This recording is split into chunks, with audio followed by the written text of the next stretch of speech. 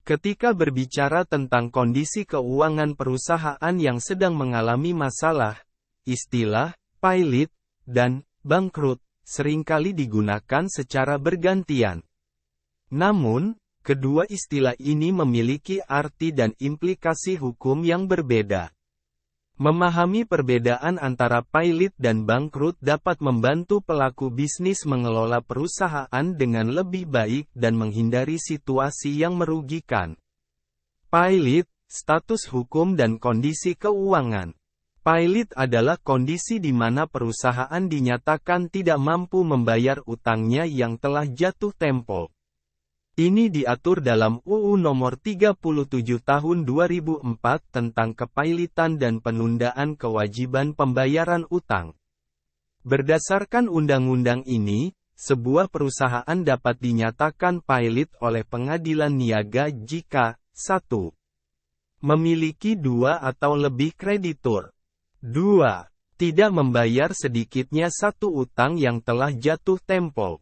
3. Permohonan pailit dapat diajukan oleh perusahaan sendiri atau oleh kreditur. Setelah dinyatakan pailit, aset perusahaan akan dikelola oleh kurator yang ditunjuk dan diawasi oleh pengadilan niaga. Aset-aset tersebut akan dijual untuk melunasi utang. Proses ini dimulai dengan sidang kepailitan yang harus dilaksanakan paling lambat 20 hari setelah permohonan didaftarkan. Jika perusahaan merasa keputusan pailit tidak adil, mereka dapat mengajukan kasasi di Mahkamah Agung. Bangkrut, kondisi keuangan yang tidak sehat. Bangkrut, di sisi lain, merujuk pada kondisi keuangan perusahaan yang benar-benar tidak sehat, di mana perusahaan tidak mampu lagi menjalankan operasionalnya karena menderita kerugian besar. Bangkrut seringkali disebabkan oleh kerugian terus-menerus yang tidak bisa ditangani oleh manajemen perusahaan. Tanda-tanda kebangkrutan meliputi indikator manajerial dan operasional yang menunjukkan penurunan signifikan, pertumbuhan ekonomi yang rendah, yang dapat melemahkan peluang bisnis. Dalam sidang Mahkamah Konstitusi pada perkara nomor 18, PUU 6/2008, kebangkrutan dapat disebabkan oleh 2 faktor utama, yaitu, 1. Faktor eksternal, seperti kebijakan IMF yang menutup sejumlah bank di Indonesia pada tahun 1998, yang berdampak luas pada pengusaha dan pekerja. 2. Mismanajemen, kesalahan dalam pengelolaan perusahaan yang menyebabkan kerugian besar. Penyelesaian dan dampak.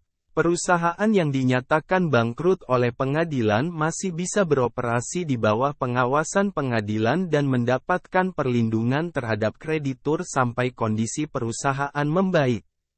Jika perusahaan mampu melakukan restrukturisasi dan kembali meraih profit, status kebangkrutannya bisa dicabut. Alternatif lainnya, perusahaan dapat diambil alih oleh pihak ketiga. Menghindari pailit dan bangkrut. Meskipun perbedaan antara pailit dan bangkrut cukup signifikan, keduanya dapat dihindari dengan langkah-langkah yang tepat, mengatur keuangan, memastikan pengelolaan keuangan yang baik untuk menjaga arus kas yang sehat. Tidak tergoda dengan usaha perusahaan lain, fokus pada strategi dan kekuatan bisnis sendiri. Memisahkan uang pribadi dan uang bisnis, menghindari pencampuran keuangan pribadi dengan keuangan perusahaan. Menciptakan strategi yang efektif dan efisien, mengembangkan rencana bisnis yang kuat dan adaptif. Mengikuti program pelatihan, terus belajar dan mengikuti pelatihan untuk meningkatkan pengetahuan dan keterampilan dalam mengelola bisnis.